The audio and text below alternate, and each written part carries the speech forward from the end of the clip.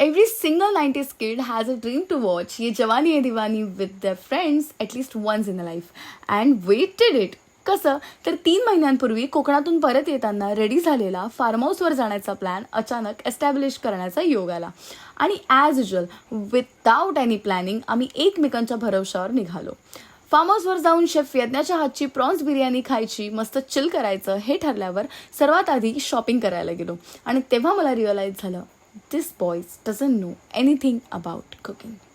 ह्यांच्याकडून तर साधं कोल्ड्रिंकचं सिलेक्शनसुद्धा होत नव्हतं. त्यामुळे शॉपिंग मार्टमध्ये एकमेकांच्या मागे पकडापकडी खेळून या दोघांना मागे सोडून आम्ही निघालो फार्म हाऊसच्या दिशेने.